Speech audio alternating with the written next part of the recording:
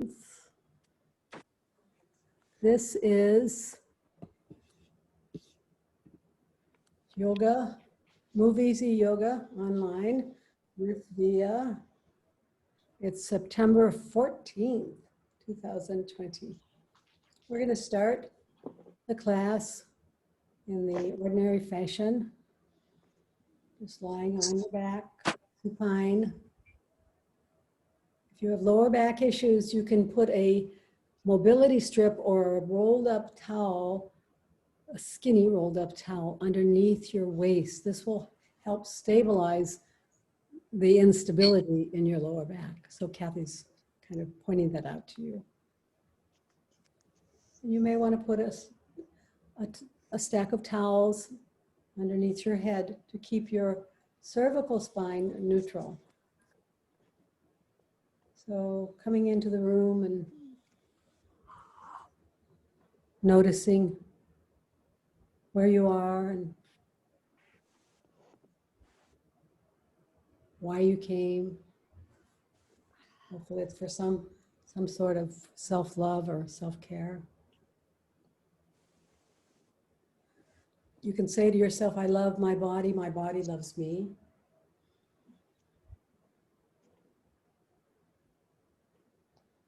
Watch the breath that you have, the breath that you came in with.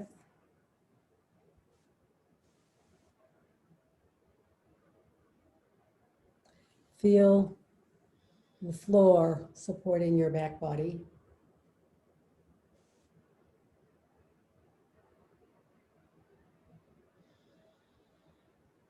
Imagine meditating or focusing on a spot just behind the eye sockets and a little down. It's the pituitary gland. You can think of it as going back. You have two nerves that come out of the eye socket back into your head behind the eye sockets, and they cross. And think of where they cross and then just down a little bit from that. Just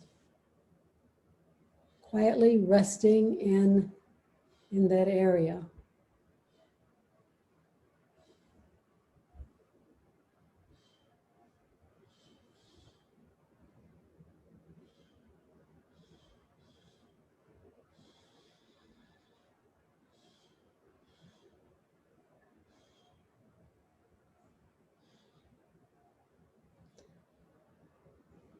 Bring your hands behind your head, interlace your fingers or stack your hands, either one. We're going to do the vagus nerve reset. So without moving anything else but your eyeballs, and your eyes can be open or closed, shift your eyeballs to the right and wait for a yawn, sigh, swallow, or gulp.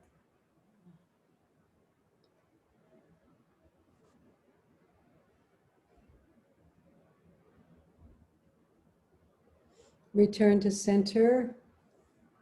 Shift your eyeballs to the left and wait for an involuntary yawn, sigh, swallow, or gulp.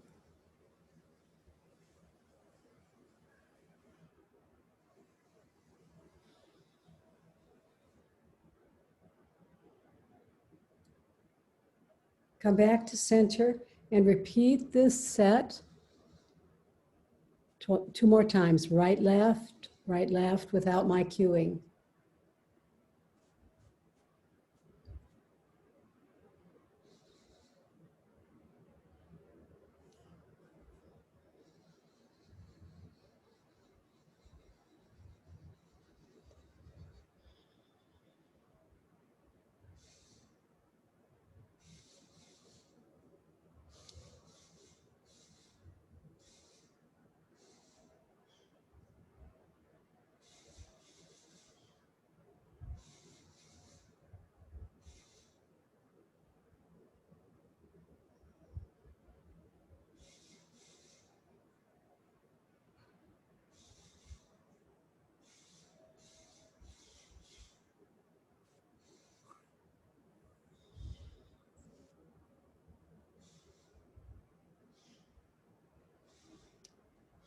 When you're finished, keep your hands where they are and press the back of the skull at the occipital ridge at the base of the skull.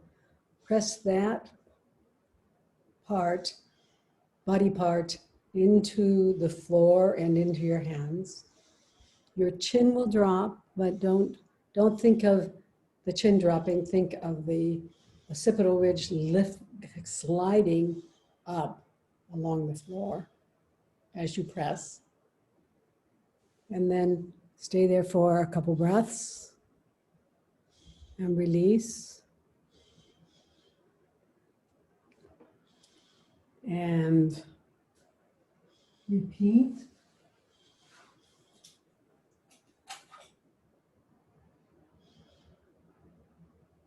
Three times.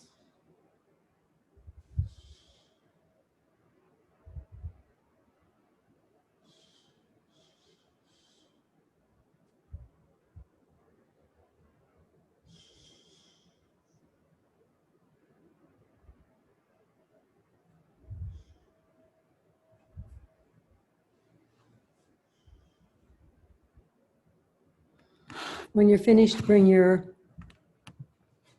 arms beside you, beside your hips. We're going to do Viloma breathing.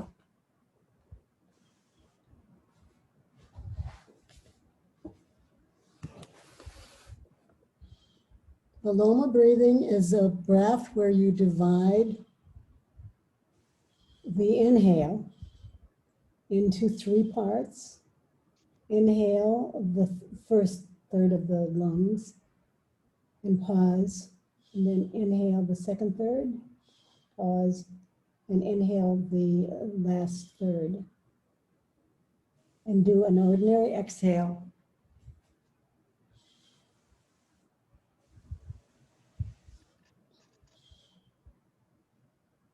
And keep repeating this breathing pattern.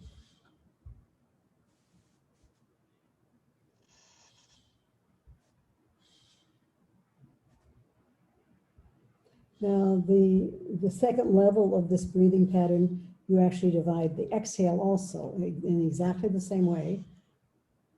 But you can try that if you want, but you don't have to.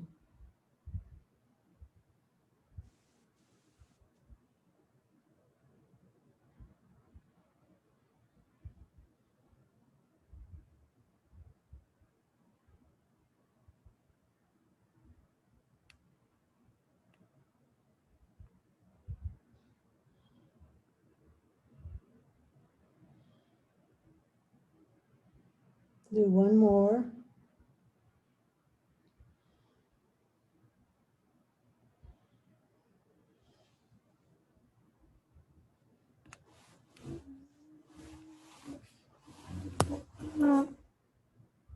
And then we're going to do the classic, basic hypopressive.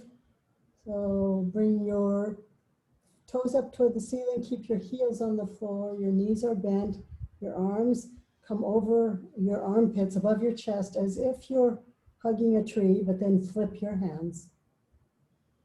Flip your hands and press your scapula into the floor and your palms into the ceiling.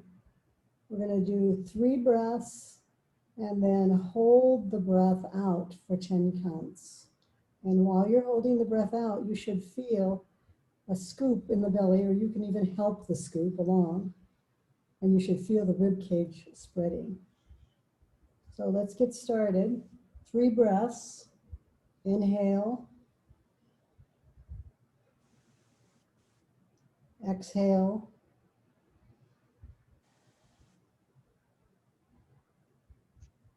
Inhale.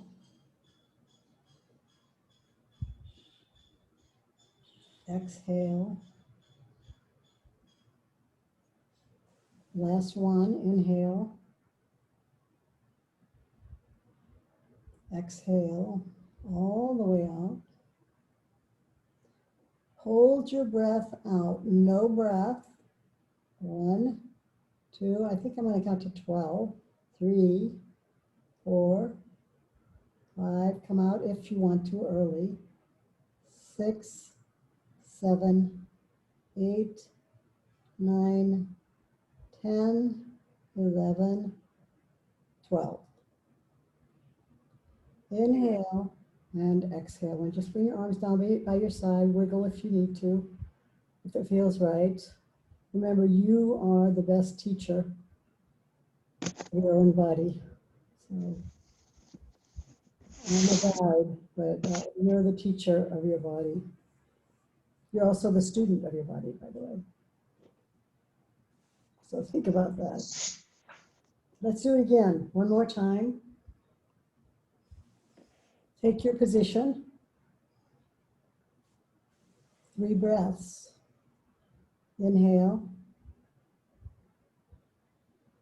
Exhale. Inhale.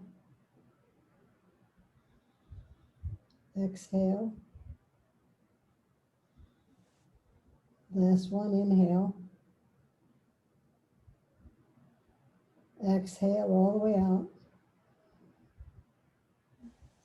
Hold your breath out, no breath. 1, 2, 3, 4, 5, 6, 7, 8, 9, 10, 11, 12. Go ahead and release.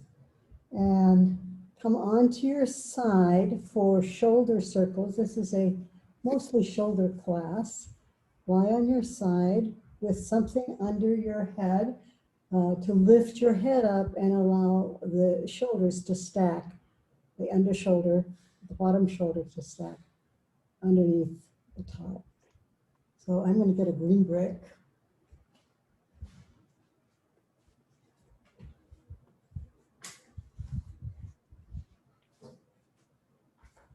And see if that works for me.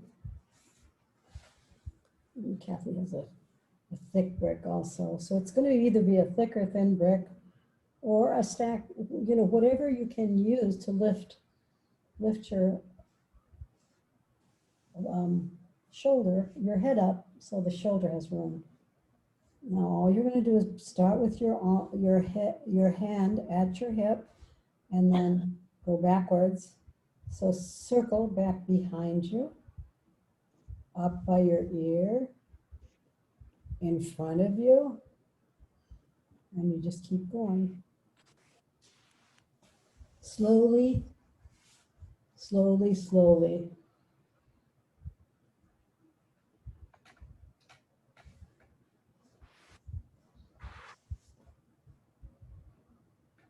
Breathing, becoming aware of what is happening here. This is called circumduction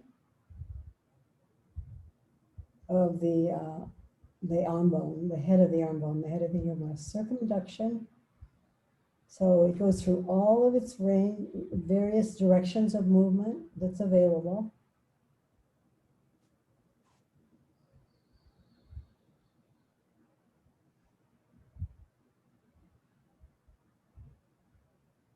Do one more circle this direction.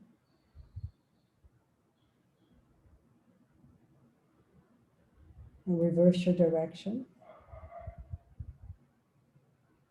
Think of what's happening on the inside as well as the outside.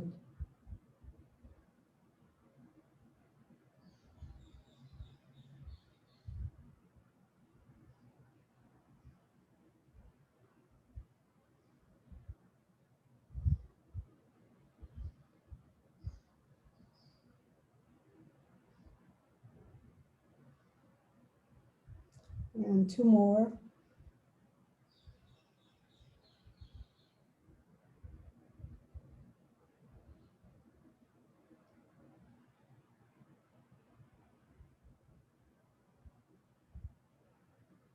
And then go ahead and flip to the other side.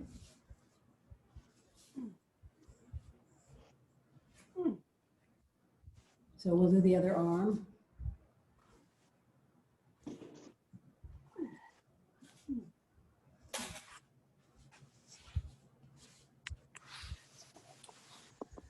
starting with your arm by your hip, top arm by your hip. And swing it behind you. And circle all the way up by your head and then in front and keep going.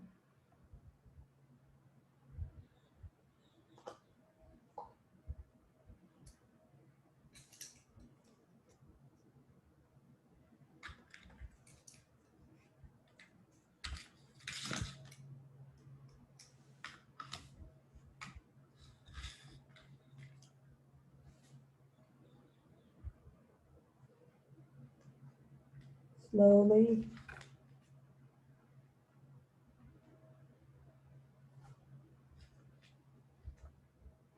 Awareness, slowly breathing, being aware of the breath and the movement.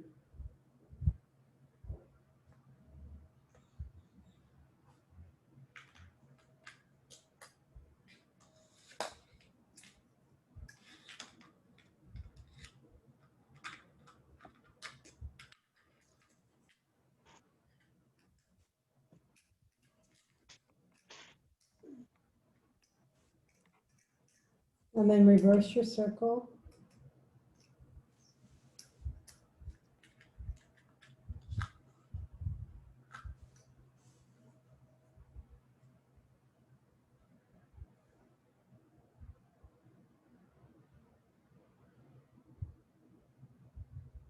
So keep your shoulders stacked.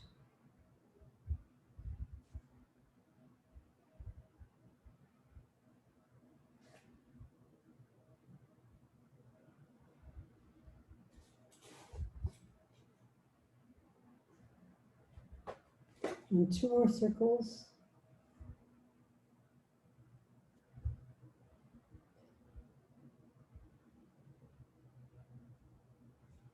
So have we reversed yet directions, Kathy? We Yes, did. Because, yeah, I was looking at you and I'm like, I'm not sure.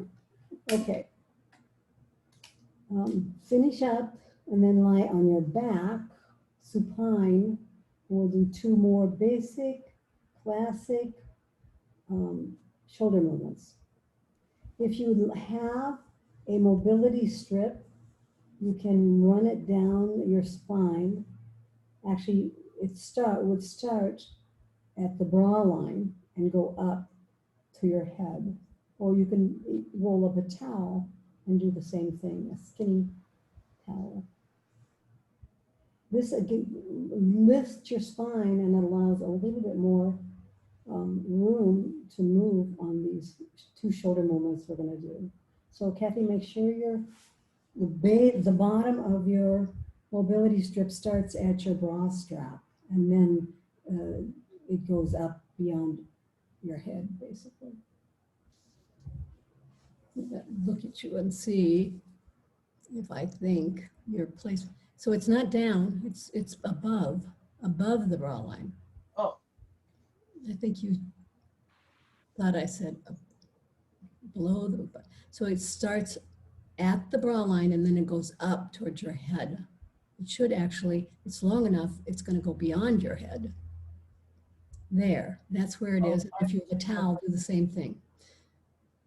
We're going to do just scapula protraction, retraction, but today, and we don't usually do it this way, we're going to do one at a time. So starting with your right arm, your right scapula, the other arm can be down or up. You're just going to move the scapula away from the spine. So move it away from the spine. It's called protraction. And because you moved it away from the spine, the arm goes up, and then you move it back towards the spine, towards the center of your back, and it goes down. And if you have a mobility strip, it can go down even a little further. And just do that 4 more times, protracting and retracting.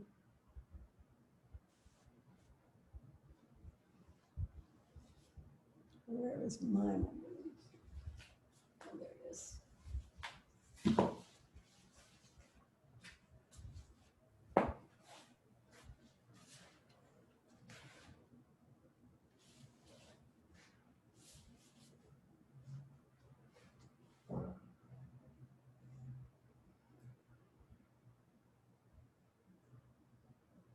And now we're going to stay on this side. No, let's see. Let me think about this. No, let's do the other side. So the left arm goes up toward the ceiling. The scapula protracts. The arm comes up towards the ceiling even further because of the protraction of the scapula. So think of the movement as a scapular movement, and then the scapula comes towards the spine, to the center of the back, and then it keeps going protraction and retraction. The reason we're doing single arms today is just because it allows you to focus more on the single arm.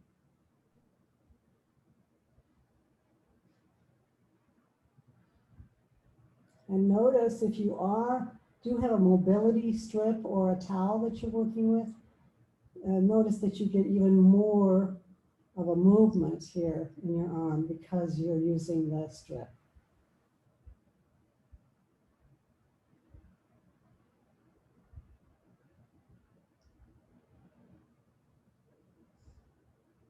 Switch sides. We're going to do just an overhead arm movement. So bring your arm again up to the ceiling and then bring it over your head by your ears. Slowly back and forth, comes up to the ceiling, and then it goes back by the ears, or as far as you can get it, because some of you might not have that much overhead arm movement. This kind of work will actually increase your range of motion here. This is a really important movement of the arm bone. Come on back. Come overhead.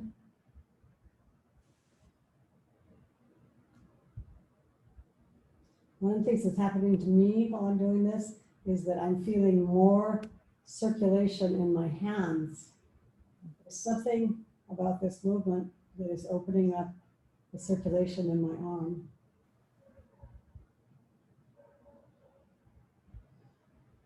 Just finish up and go to the other side.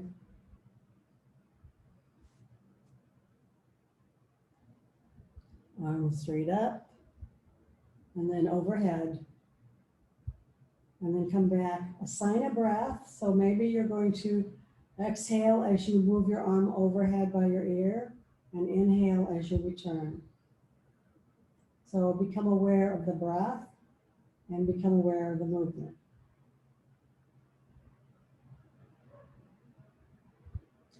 If you do have restrictions in overhead arm movements, this basic movement will actually increase your range of motion here.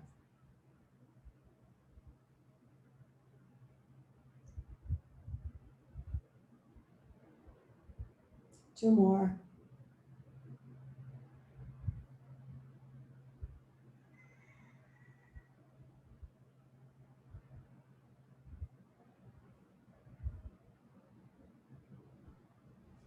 Finish up and come up into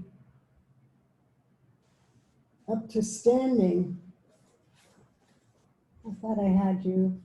Let me see something. Okay, standing, and we're going to do, this is a bonus. We're going to do a first rib reset. We did this a couple of classes ago, maybe last month. And a lot of times when people have shoulder issues, the first rib is out of place. First rib is right under the clavicle.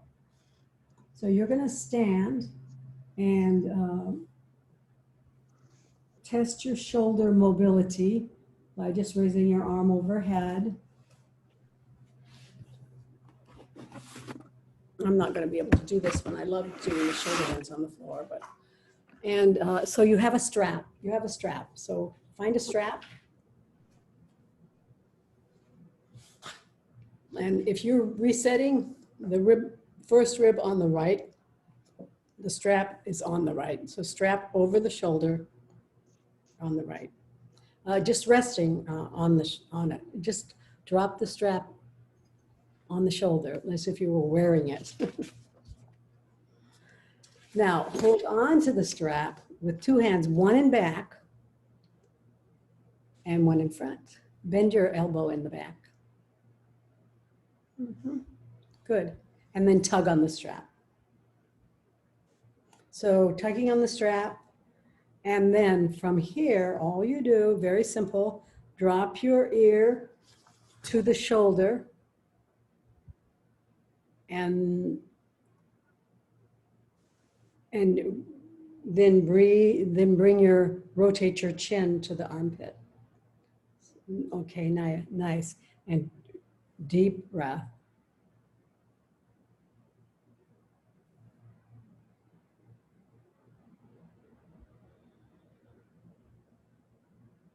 And we're going to repeat it 4 more times.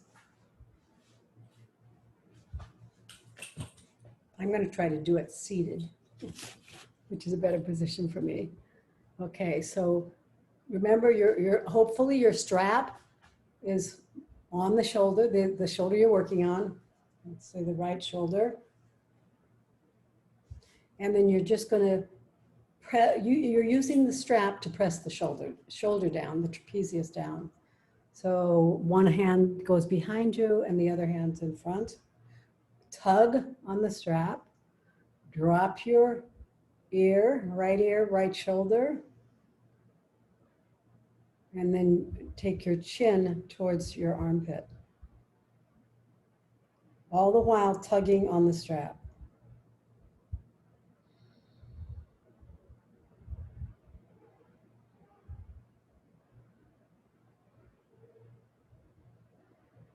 And then slowly release and do it again. Let's do it 2 more times. So 4 altogether. So tug on the strap so that you're pushing the shoulder down. Drop your right ear to your right shoulder. And then drop your chin towards your armpit.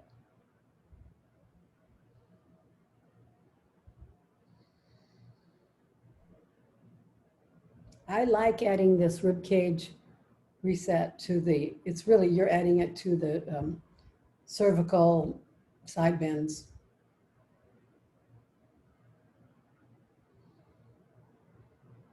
Come on back, do 1 more. Slowly come up and then do 1 more. Tug on your strap.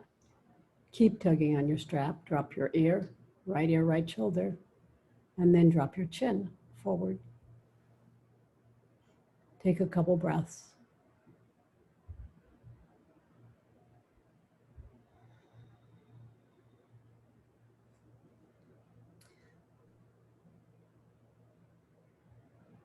Bring your arm over, come out of that.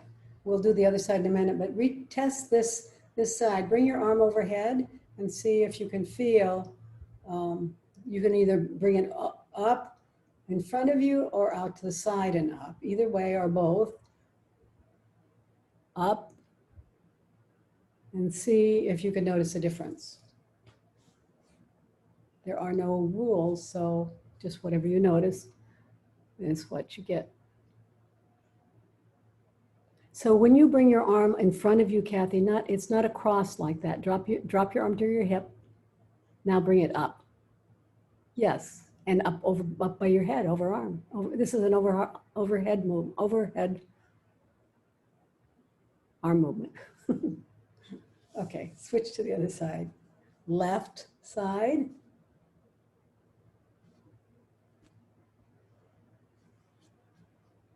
One hand is in back, holding onto the strap. Both elbows are bent.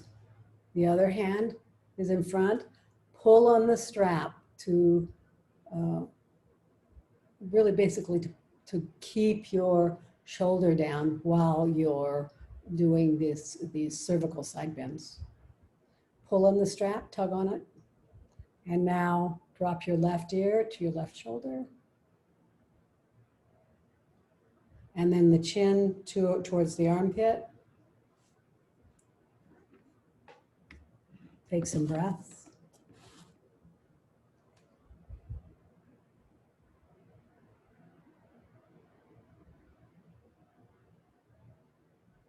Come back. We're going to do 3 more of these. So release it and then start again. Tug on the strap. Drop your left ear to the left shoulder. And then the chin comes forward. Breathe.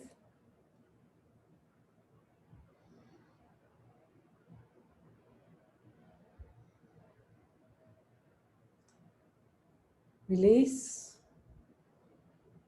Number 3. Tug on the strap. Both hands tugging. Left ear drops to left shoulder, and then the chin comes forward. Just stay here and take a couple breaths.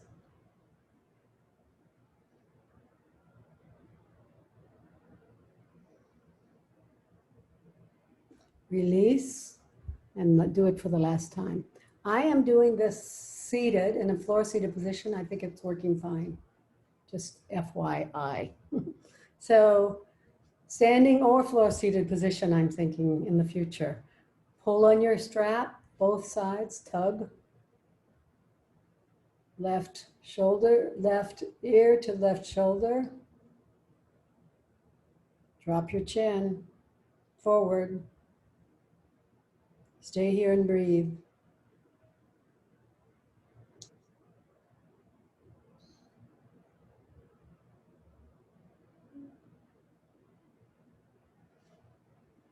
Go ahead and finish up. Before you come down to a floor seated position, just take your arm overhead in front of you and then overhead out to the side and see if anything's different about your shoulder mobility. This is just an exploration, and there's not a right or wrong. You will not be graded for your answer. Come to the floor with a strap and find a symmetrical floor-seated position. Kathy, maybe demonstrate a few. Cross-legged comes to mind, obviously. If you need to, you can sit on a brick. It will help actually with your posture and your hips sometimes. So cross-legged, and remind me, Caitlin's going to send me a notice, a reminder that you need to switch sides when you're doing cross-legged. There's a kneeling position. So that it doesn't require right, left. And then the last one that I like, which really opens up the SI joint, is, there's another one. No, yeah, that's what we're getting to, the stacked knee position. So all of those are symmetrical. Find one of those, find your strap. We're going to do shoulder stretches with a strap. Bring your strap in front of you, fairly close, just about 6 or 8 inches apart. And now the movement is to bring your arms overhead. This is another overhead arm movement, but with a strap. Up, up, up. And now widen the strap and bring your arms behind you and let the tension on your strap help you come quite a ways, I think, for a lot of you, but be back behind you. This is a really nice postural movement. Take some breaths at the end, at your destination. Sit up tall. Bring your arms up overhead again. And from when you're overhead, then you're going to have to cinch it in so that you can bring it down in front of you. Keep tugging on the strap. This creates a structure and stability for your movement. And then do this one more time. Arms up overhead, narrow strap. When you get to your ears, open the strap up wide and bring your arms behind you. You can also do this standing or in a chair seated. Just take some breaths.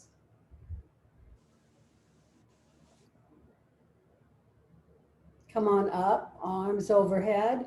Cinch the strap in, that's the awkward part. And bring your strap in front of your knee, on your knees again. The second one is a side bend. So probably not to wrap your strap around your wrist, because you're going to get in trouble at some point when you want to move it, change the width. Go ahead and bring your arms overhead with your strap. We're going to do a side bend. The strap can be wide. This is your preference. And now you're going to drop to the right. Keep the hip bones, the sits bones, the hips on the floor, and use your strap to allow you to drop to the right. Side bend to the right, thoracic side bend. Stay for a breath or two. Come on up. Other side. Tug on your strap, let it help you find your shape and your movement.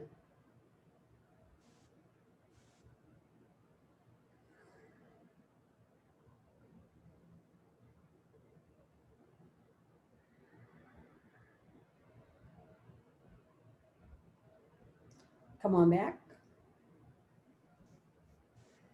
Come on back. Kathy switched her legs, you probably should too. Bring your right arm up, so your strap is overhead again. Bring your right arm straight up to the ceiling. Bring your left hand arm behind your back. And stay here. This is called shoulder flossing.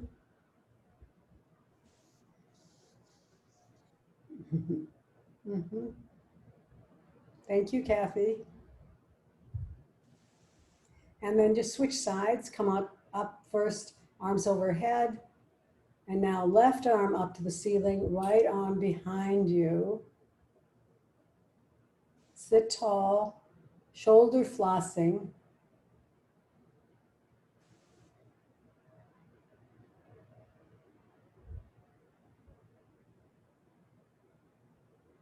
Come back again, repeat. Right side, right arm up, left arm behind you. Pulling, you can actually pull on the strap here with both hands. Shoulder flossing, other side now. Left arm up towards the ceiling, right arm behind you. Pull on the strap. This will help with your posture, which is also a part of this movement.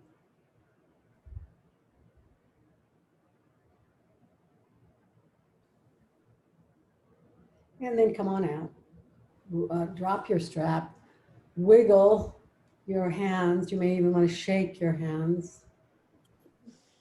We're going to close this triplet with a spine twist plus intercostal slide.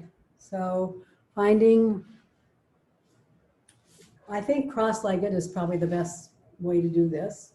And remember, when we switch to the other side of the spine twist, switch your legs. So here you are, cross-legged, maybe on a brick. Bring your right hand and put it on your left knee. Bring your left hand behind you with just your fingers touching and twist. See if you can get your chest parallel to the side of the mat, the end of the mat. This is not an easy task, but you're rotating and then letting your hands and your shoulders turn all the way as far as they can go. And now once you reach that destination, I want you to slide your rib cage from one side to the other. You're really sliding, I was going to say you're sliding your left, but I think it's your entire rib cage. But what I want you to do is move the intercostals, which are the muscles between the rib cage, and they get stuck a lot. So we're adding to a basic spine twist. We're adding an intercostal slide, just back and forth. while you're twisted, while your spine is twisted.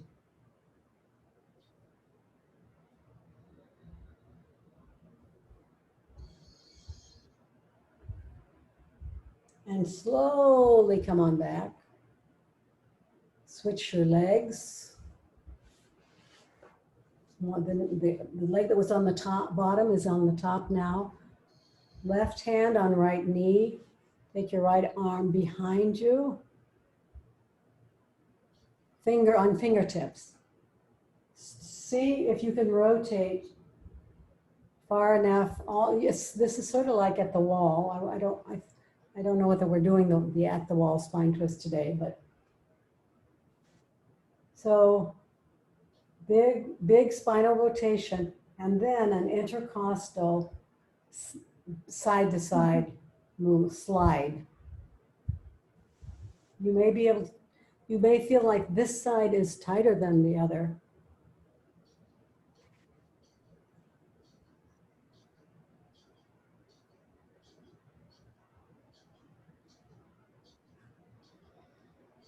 Come on back. Come on back and come up to the wall with your therapy balls.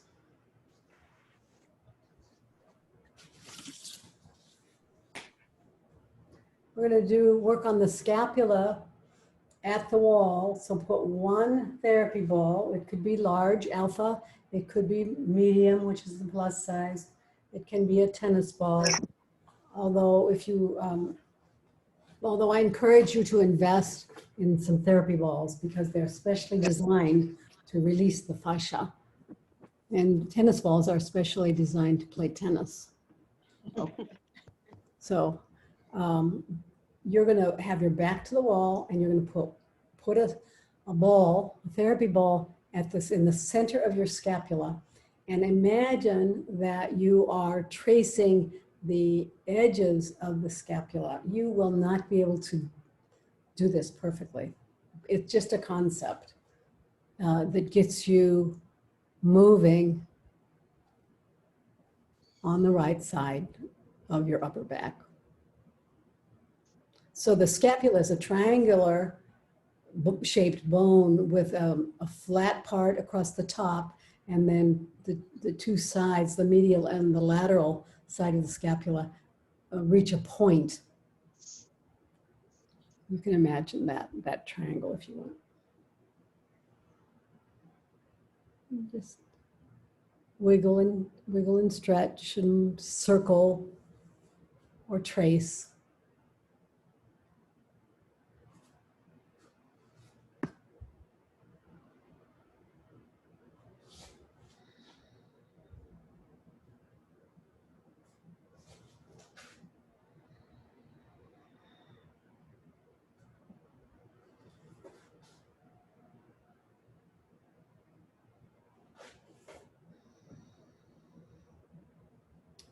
And switch to the other side, the other scapula.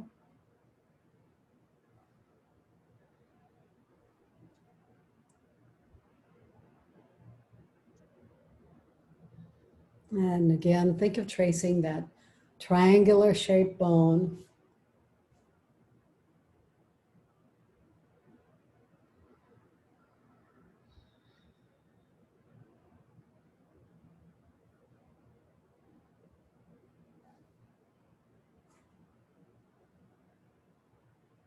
And then I should have, go ahead and switch to the other side, Kathy. And I want you to find, there is a bone or a place, it's where the latissimus dorsi starts to attach.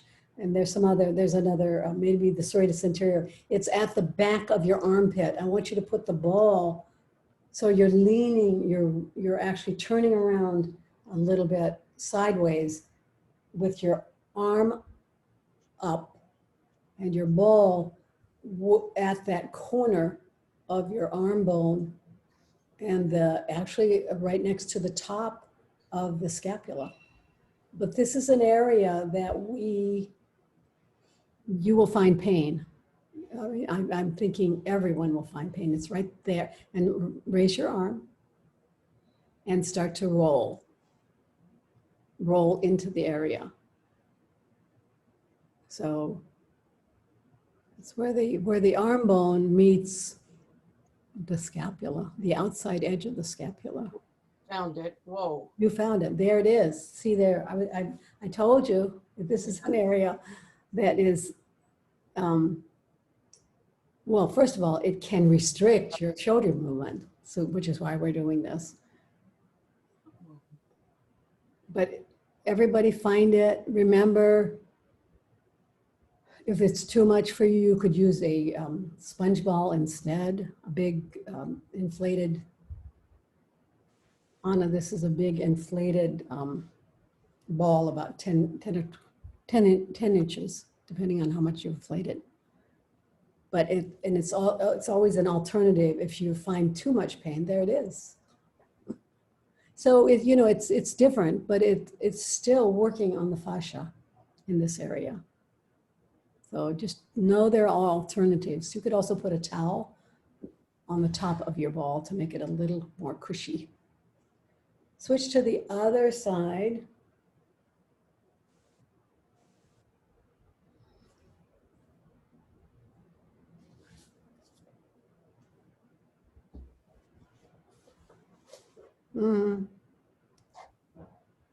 And find your spot, your best spot. Now, the other thing to do that you could do if it's too much is to move away and place your ball in the neighborhood, but not right on the spot that is really intense. That's another alternative to make it more comfortable.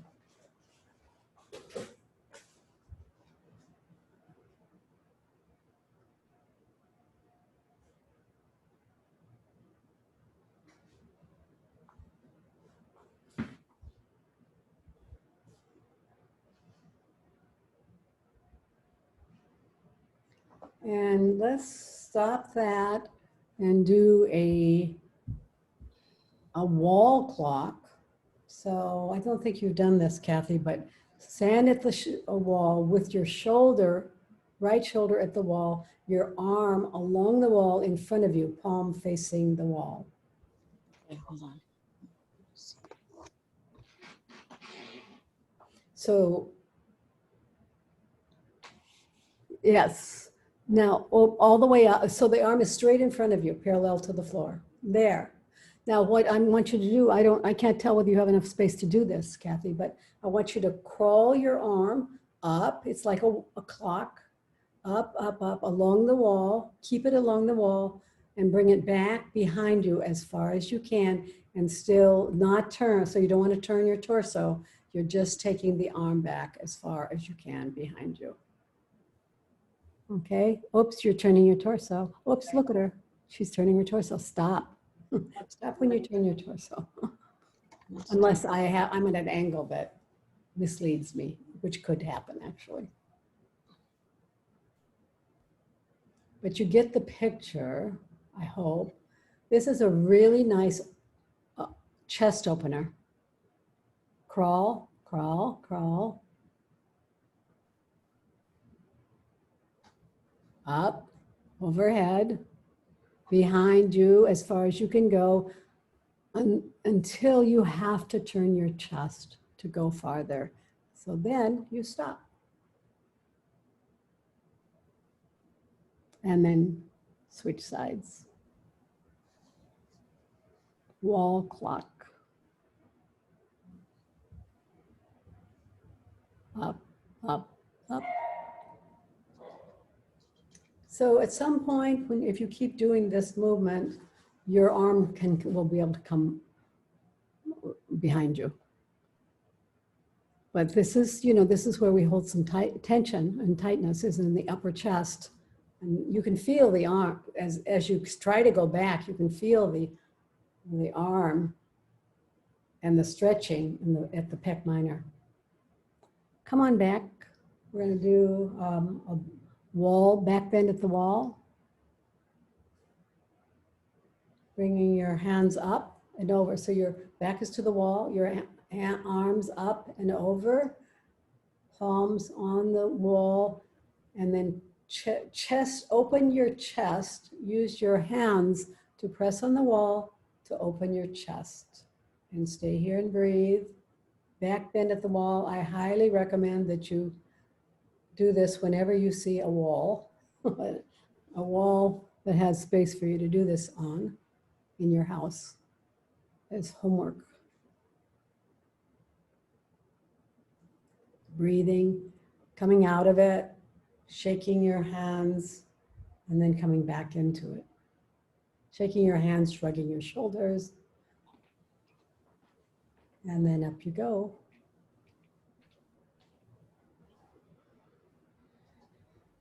And press. So part of this is pressure. I forgot to time it. This is a bone building pose, but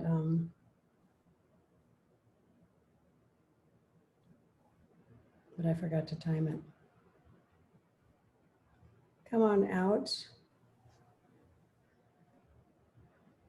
Shake it out. We'll do a spine twist at the wall next. So find a wall and right shoulder, just like we did with wall clock, but right shoulder, right foot forward, left foot back. And now bend your elbows and rotate your entire torso to the wall. Try to keep your headlights, your hip headlights moving forward. Use your hands to press, to accentuate the rotation in the thoracic spine and the upper back.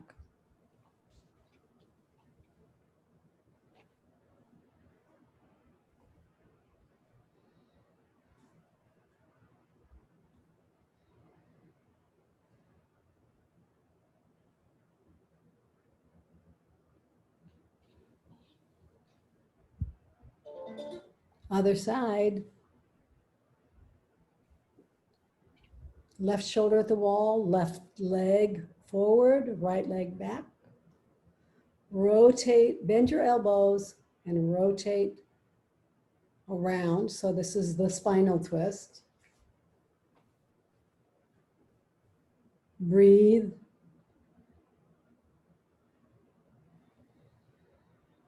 Use your hands to increase your rotation if you can.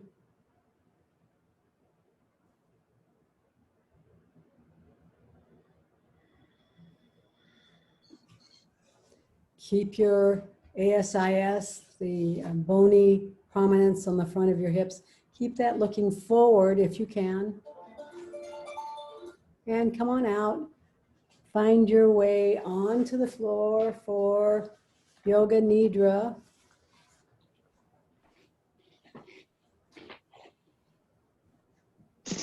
I'm going to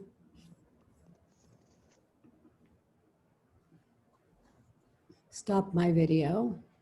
Lie on the floor. You could lie on the floor with your legs bent, your knees bent. You could lie on the floor with your legs straight and extended. You could lie on the floor with your legs up on a chair or a sofa. You may want to cover yourself with a blanket.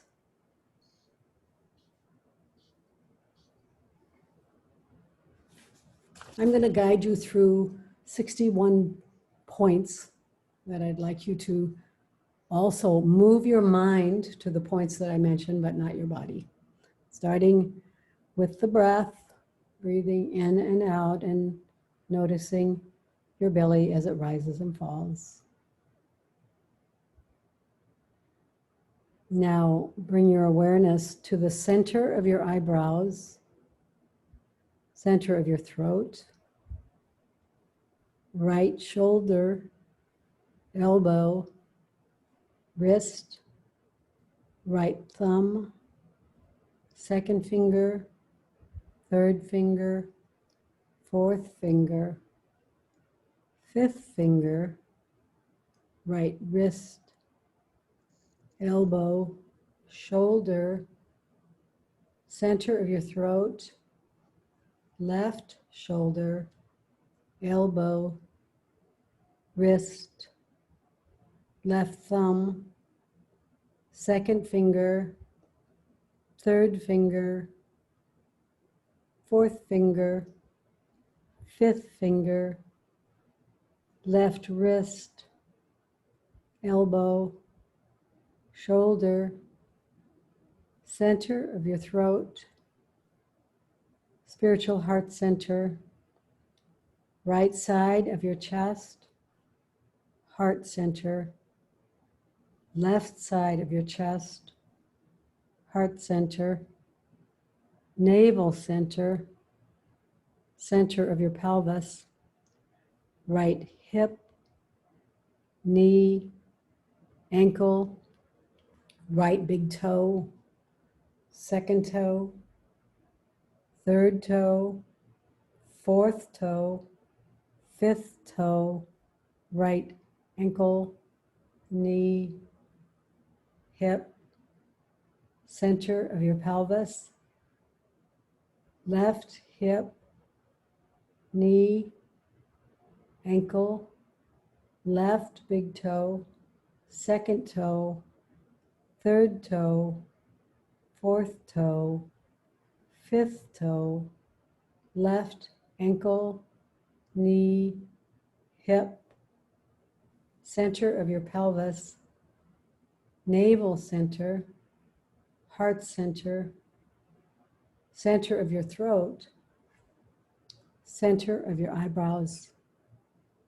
This completes our 61-point guided meditation.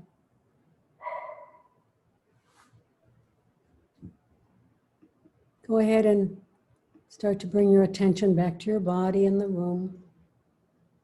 Start to wiggle your body. You may want to bring your arms overhead and extend your legs and stretch and try to create a little bit more space between your pelvis and your rib cage.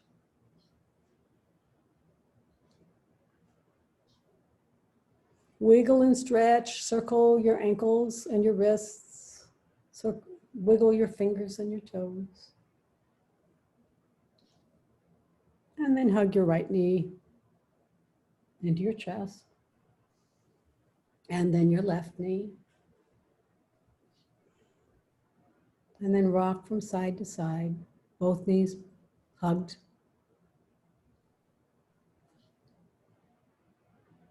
Whenever you're ready, just roll to one side and stay here for a couple breaths using your arm as a pillow. Your top arm is going to bring you up. You're going to press your top hand into the floor to come up. Go ahead and do that now. Try not to round your back. Come up into your favorite floor-seated position and unmute yourself. I'm going to cancel the spotlight for Kathy so I can see all of you in the gallery view.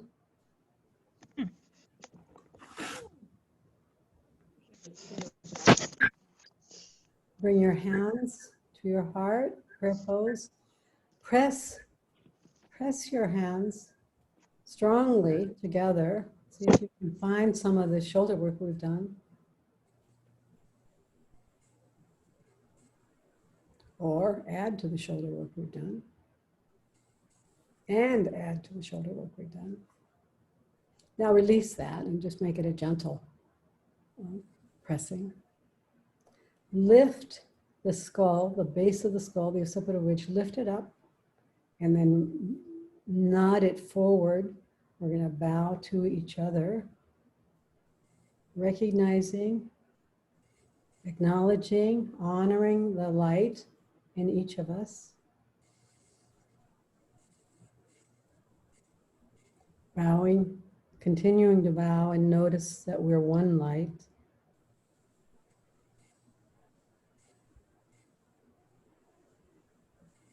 We're going to close the class by saying to each other, Namaste.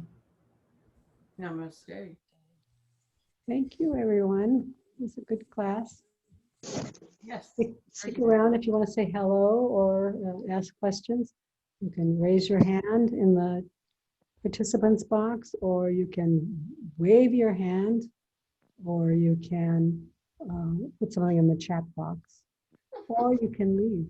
I just hate, I already take medicine. I don't really want to take Well, any more. no, the phosphamates or biophosphonates are horrible, by the way. Oh, okay. The Well, that's, prescriptions are horrible. I mean, you mean the prescription medicine? I would never take that. well, the No. supplement, I think they are. I mean, everyone gets it, obviously. We know that from COVID even. I mean, to me, this is the big lesson in COVID, is everyone gets to decide for themselves. They get to do their own research. They get to decide whether they're going to go outside, whether they're going to wear a mask. I mean, it's Right. all sort of because people fall all over the place on those Right. issues, and also for biophosphonates. So, but I strongly abhor biophosphonates. Oh, I know a girlfriend who's losing her teeth because it causes gum disease. And it's so far along. I mean, who wants that? You know, much Well, better. the other thing about those medications is a couple things, but one of them is that they don't really restore the bone to the quality that it was. They make it very stiff and brittle.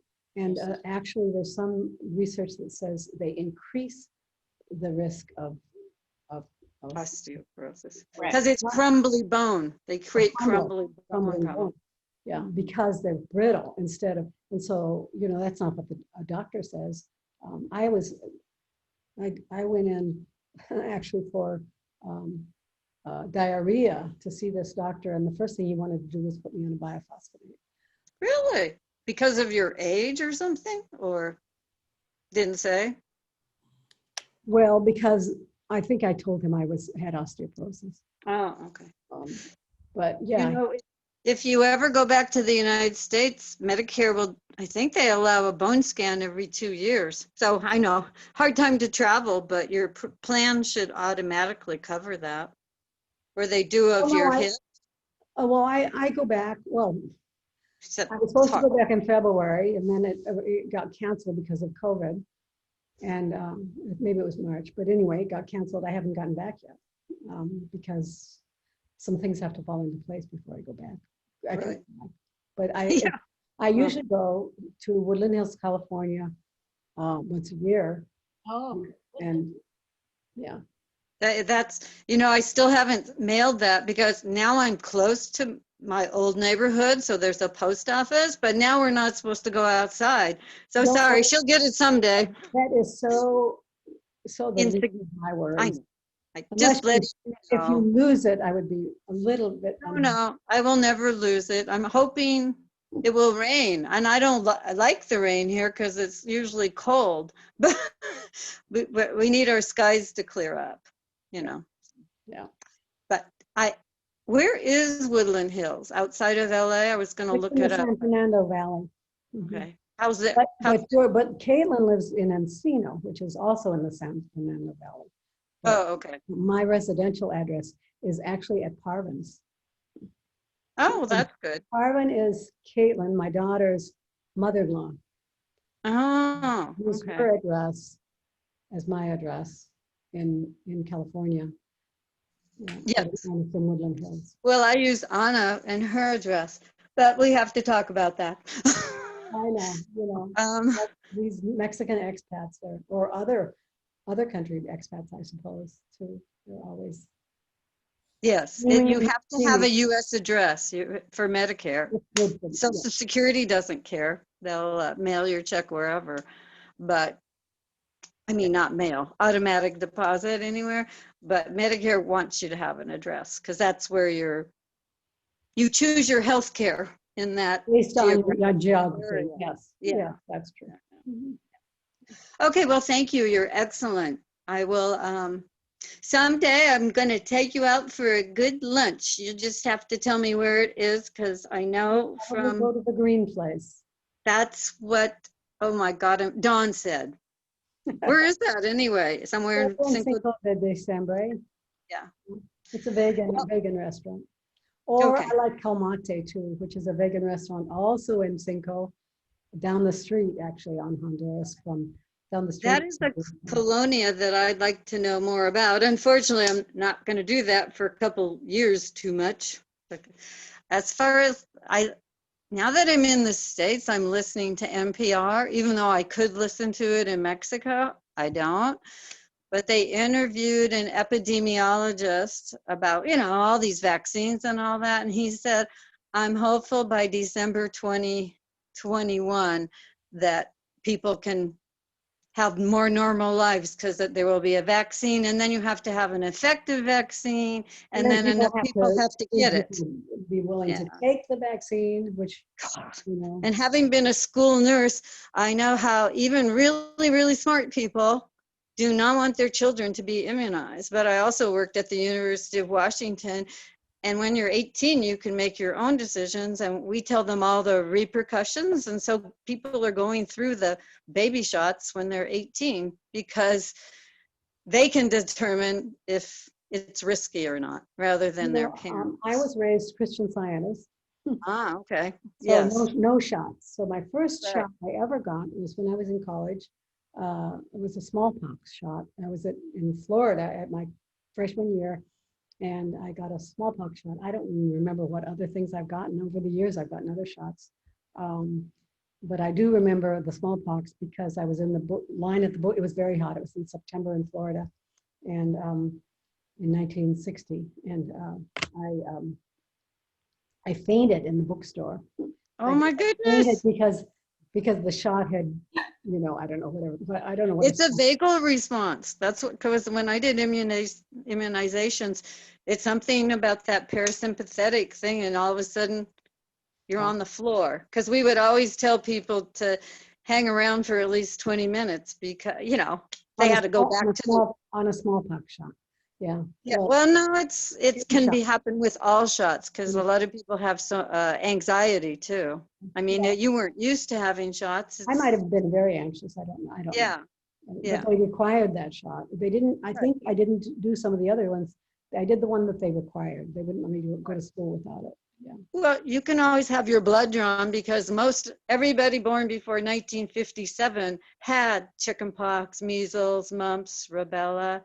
So the only one you should really keep up on, in my opinion, is the tetanus shot, which they don't have for adults in Mexico. I asked Pamela Thompson, because even if you're working in your hypothetical rose garden and you get pricked by a thorn or step on a rusty nail, you can die of tetanus. There is no natural treatment to avoid that kind of bacteria from a puncture wound. So, Yeah.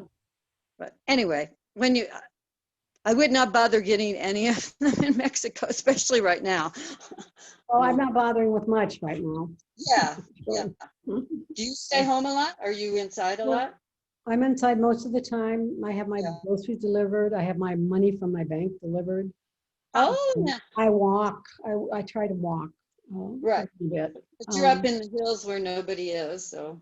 And so, and then I teach English as a foreign language also. So I teach yoga 3 times a week, and then I teach about 14 to 15 hours of English as a second language. Wow. Well, that keeps you busy. Right. And it supplements my only income is my Social Security. So it I think supplements. the girlfriend that had a stroke, I might have you email the thing so I don't forget to do it. You should also email me about the internet because I still have to talk to a friend, the one who owns Licks. She knows other people that live up there on Lirios. And I owe that to you. But Well, I don't think you owe me.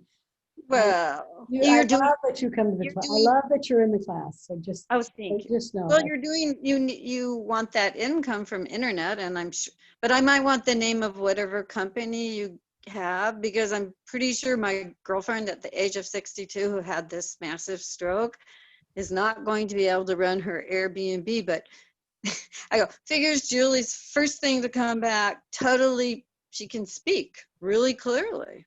It's amazing. Because anyway, so she could do computers. If she has a stroke, I don't know what her condition is, but I have a friend who used to come to this class who actually finally, she missed it for a while, and she's overwhelmed by technology. And so I trained her to do the Zoom, but then it was off for 6 months. And when she came back, she literally could not. This is, by the way, one of the problems I find is she could not navigate in Zoom.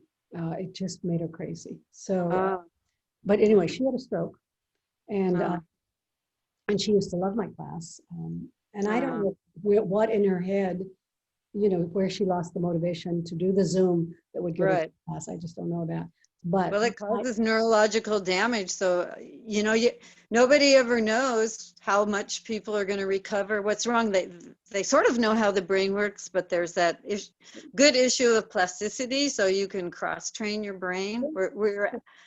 But Julie's just had multiple neurological insults because when she was pregnant, she got some kind of cancer nobody gets from the chorionic membrane. And it went and she didn't have any treatment when she was pregnant, but after she had massive doses of radiation to her cerebellum and to her gut. Oh, and then a lot of chemotherapy too. So, Yeah. Well, I want to if I say need- that. So what I want to recommend for your friend with a stroke is what my Okay. friend did.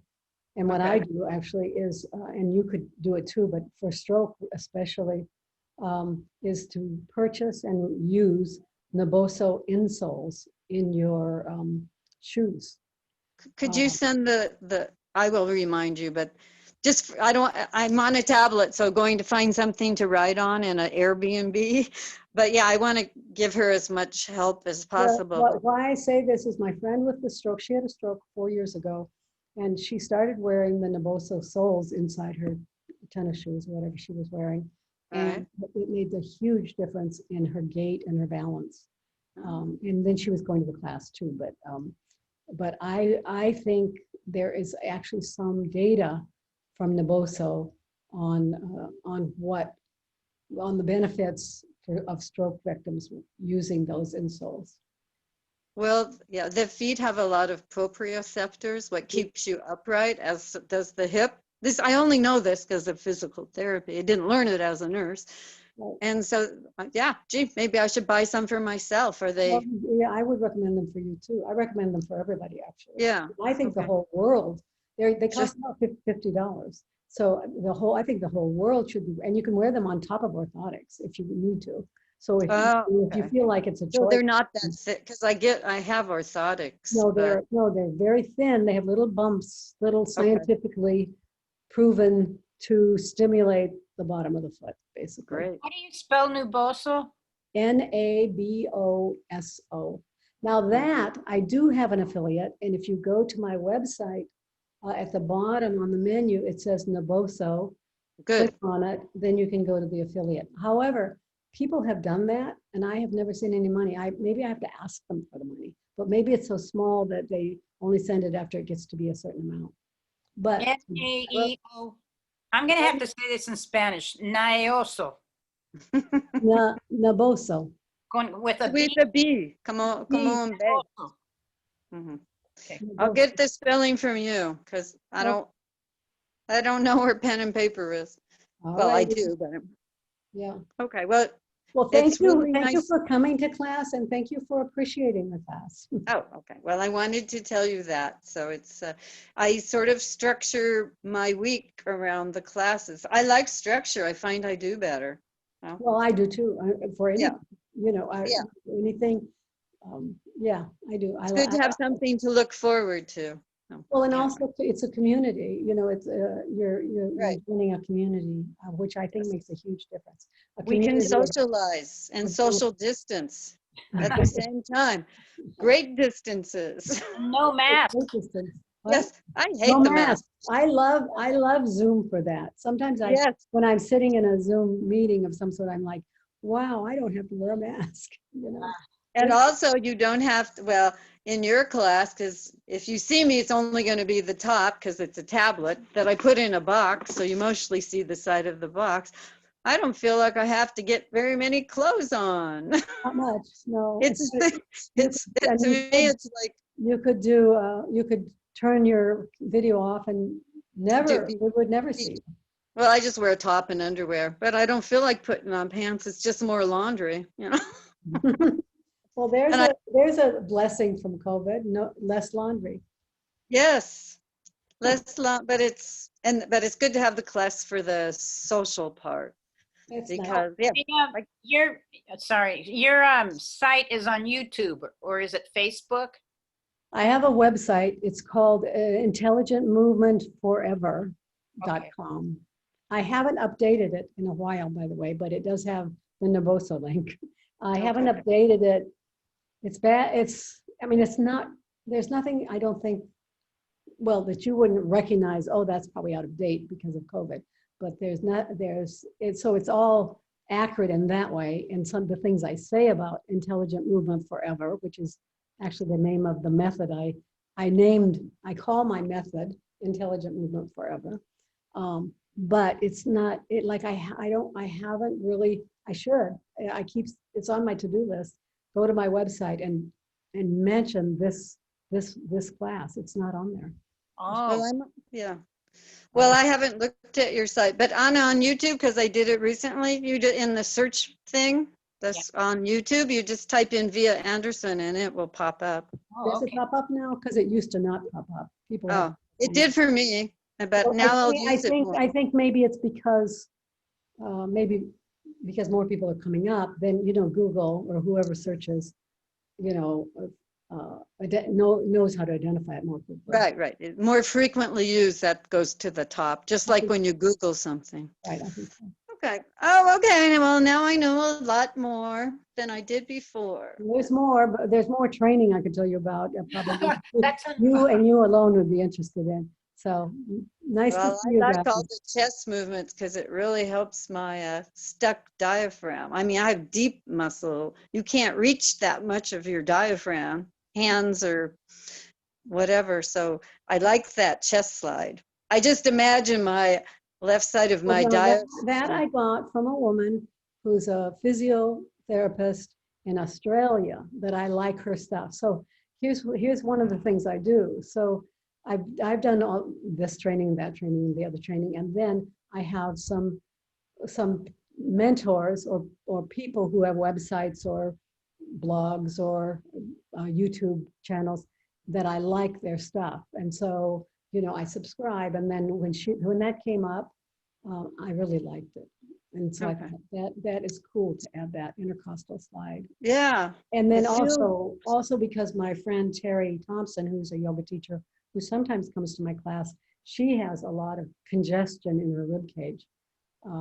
So I am always looking out for things for her. Oh, well, good. That will work for me so too. that's kind of how my brain works. Yeah.